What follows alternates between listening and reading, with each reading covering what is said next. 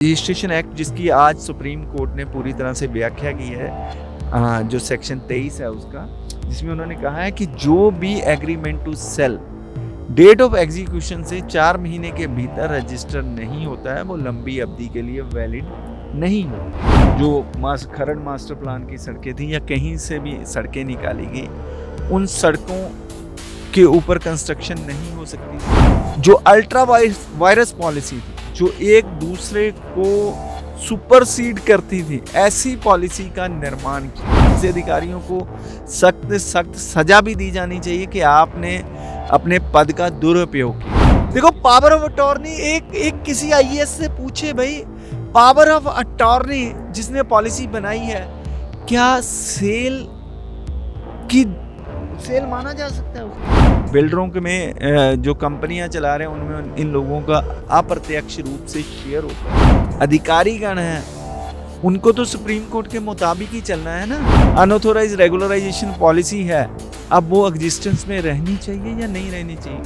ये मेरा पंजाब सरकार से सवाल है कि जितनी इलीगल पॉलिसी के तहत कॉलोनियां रेगुलराइज हुई हैं, आप उसमें जांच करा लीजिए। 99% कॉलोनीज के दस्तावेज आपको फर्जी फैब्रिकेटेड मिलेंगे।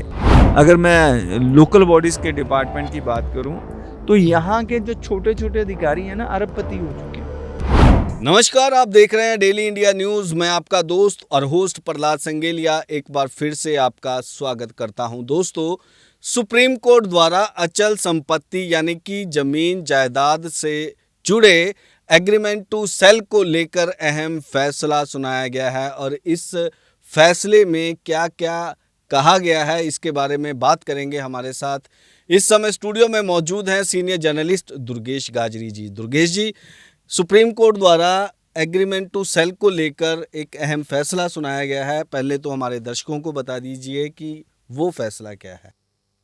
देखिए Prahlad ji, honourable supreme court द्वारा एक फैसला सुनाया जाता है। रजिस्ट्रेशन एक्ट की धारा 23 और 34 को लेकर उसे अच्छे तरीके से एलेबरेट करके समझाया जाता है, उसकी व्याख्या की जाती है। बताया जाता है कि जो एग्रीमेंट टू सेल, अचल संपत्ति को लेकर जो हम बयाना जिसको बोलते हैं या एग्रीमेंट को टू सेल कहें, उसको लेकर एक अहम फैसला आया है। उसमें कहा गया है कि डेट ऑफ एग्जीक्यूशन से 4 महीने के भीतर अगर उसे लंबी अवधि के लिए मान्य रखना है तो उसका रजिस्टर्ड होना, पंजीकृत होना अनिवार्य है। अन्यथा ये जो एग्रीमेंट है उसे मान्य नहीं समझा जाएगा, वो वॉइड हो सकता है। तो ये ऑनरेबल सुप्रीम कोर्ट ने एक अहम फैसला सुनाया है। उसने धारा जो 23 है रजिस्ट्रेशन एक्ट 1908 की, उसकी उन्होंने हवाला दिया है। उसमें उन्होंने बताया है, डिटेल उसको एलेबरेट किया है कि जो सेक्शन 23 है वो क्या कहता है, सेक्शन 34 क्या कहता है। उसमें उन्होंने कहा है कि रजिस्ट्रेशन अनिवार्य है।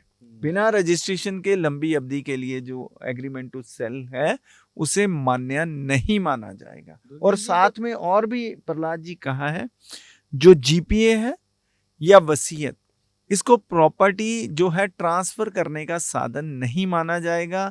तो फिर दुर्गेश जी, यहाँ पर तो पंजाब सरकार द्वारा 2018 में एक पॉलिसी लाई जाती है जिसमें ये कहा जाता है कि जो इलीगल कॉलोनी है उन्हें रेगुलर करने के लिए उसका आधार है वो एग्रीमेंट टू सेल ही माना जाएगा। तो ऐसे में तो कई जो ऐसे कॉलोनाइजर्स हैं, बिल्डर्स हैं, उन्होंने 2007 से भी पहले का एग्रीमेंट दिखाया हुआ है। उसके बारे में बताइए कि कहाँ पर ये सारी गड़बड़ी जो है नजर आ रही है। देखिए प्रहलाद जी, आपने बहुत बड़ा सवाल पूछा है। पंजाब सरकार द्वारा एक पॉलिसी लाई जाती है, अनऑथोराइज रेगुलराइजेशन पॉलिसी 2018।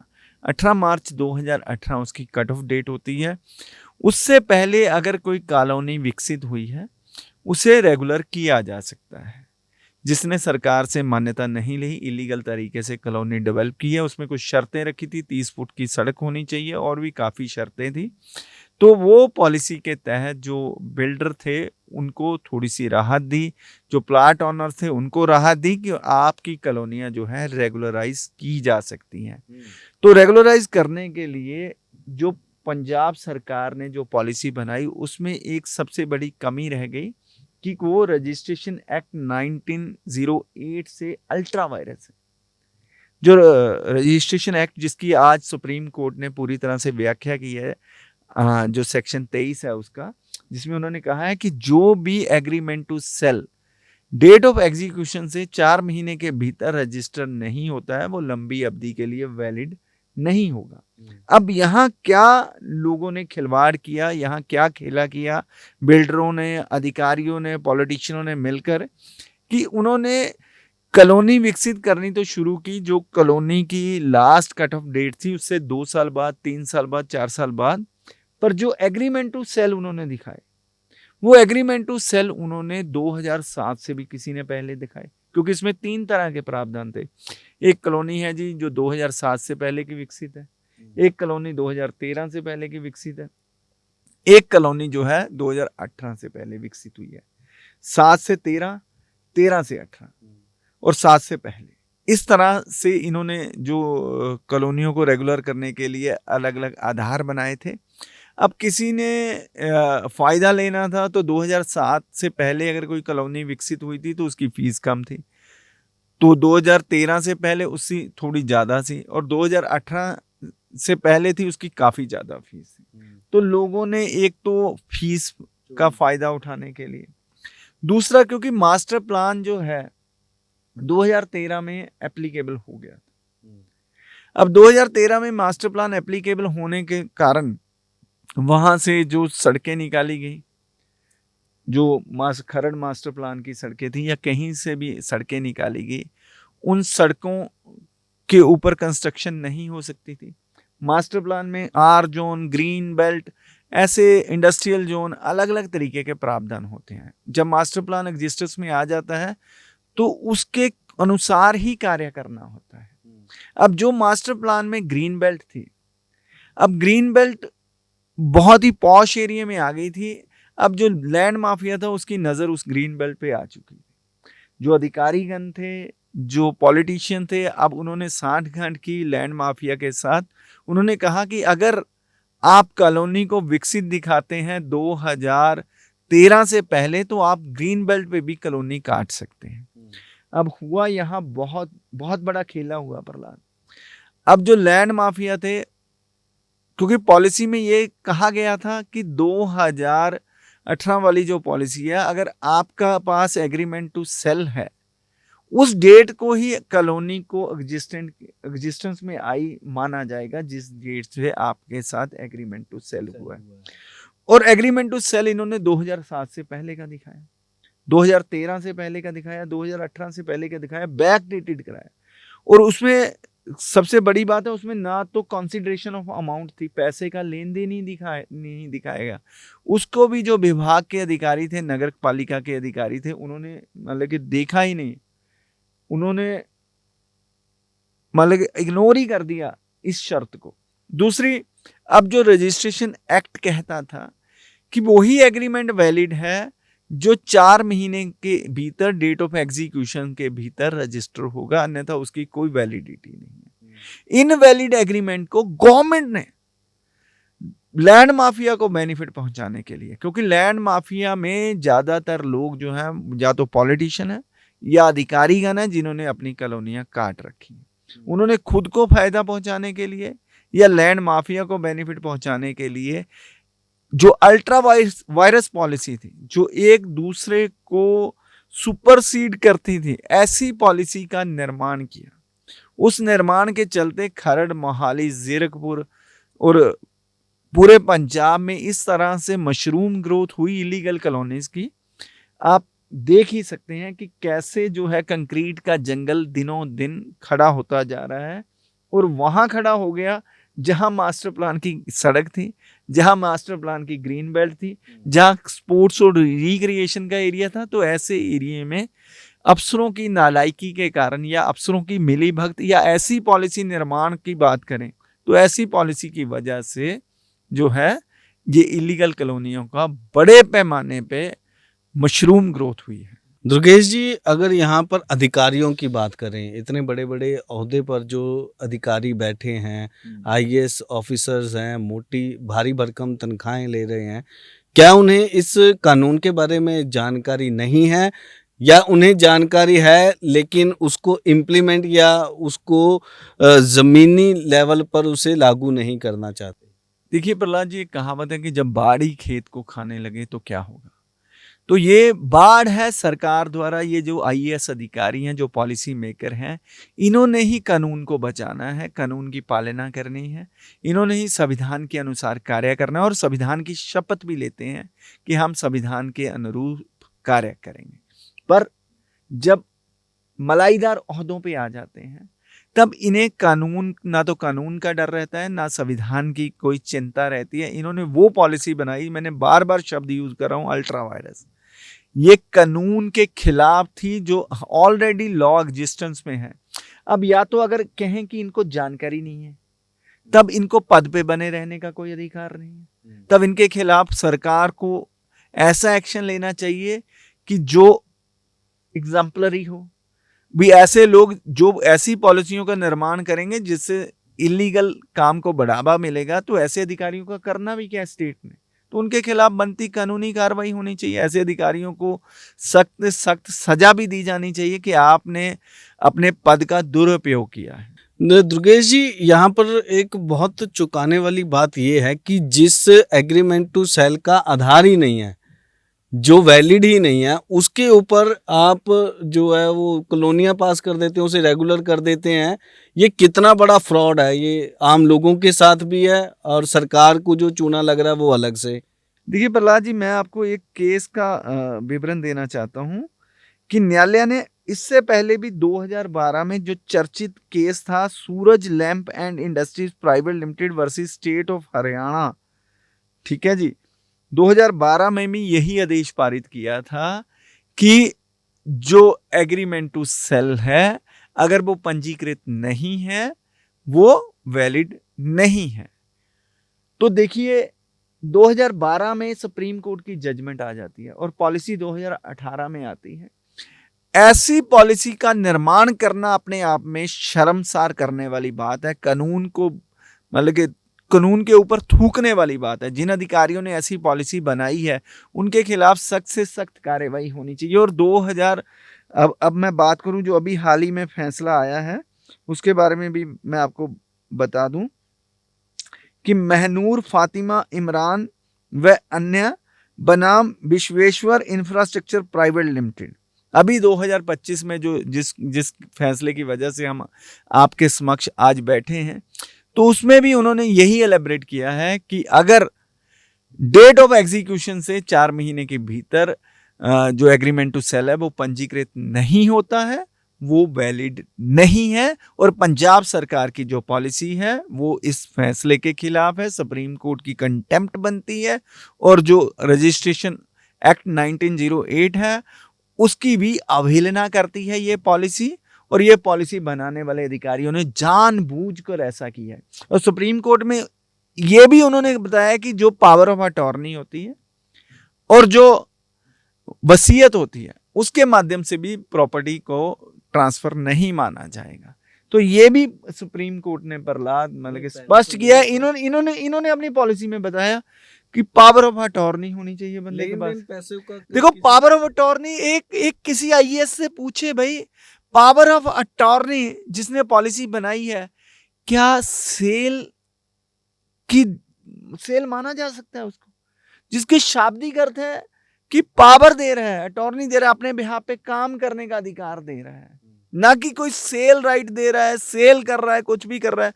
तो कितने शर्मसार करने वाली ये पॉलिसी है। और पता नहीं अपने आप को खुदा समझ बैठते हैं ये जो कुर्सियों पे बैठते हैं बड़े बड़े अधिकारी, कि इनको नजर ही नहीं आता, या फिर इनको ये लगता है कि शायद ये जो पॉलिसी बनाते हैं लोगों को समझ नहीं है, ये कुछ भी गलत मलत करें, कुछ भी करें, लोगों को समझ नहीं है, जो ये बना देंगे लोग समझेंगे सरकार ने किया है तो ठीक ही किया होगा। तो ऐसे लोगों के खिलाफ बहुत सख्त कार्रवाई होनी चाहिए। तो ऐसे में तो अगर लागू कर दिया जाए, अगर ज़मीनी लेवल पर, ख़ास तौर पर हम ट्राई सिटी के एरियाज़ की बात कर लें, यहाँ पर लागू हो जाए तो लगता है कि नीचे से लेके ऊपर तक कई अधिकारियों के ऊपर गाज गिरेगी। बिल्कुल प्रहलाद, जिसने ये पॉलिसी बनाई है, जिसने साइन किया है, जो लॉ टीम थी, उनकी लीगल कानूनी टीम थी, उस कानूनी टीम की जो मैच्योरिटी है उस पर भी सवाल उठते हैं।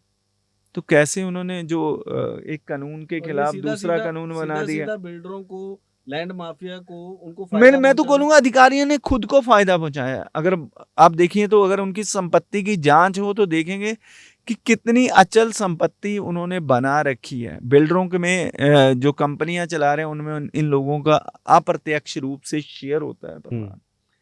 तो उनको फायदा पहुंचाने के लिए ये सारा काम ये धंधा किया गया। कंटेम्प्ट भी कोई हो सकती है बिल्कुल हो इसकी? सकती है प्रहलाद, क्योंकि नियम सुप्रीम कोर्ट ने 2012 में भी जजमेंट दी, अब 2025 में दी।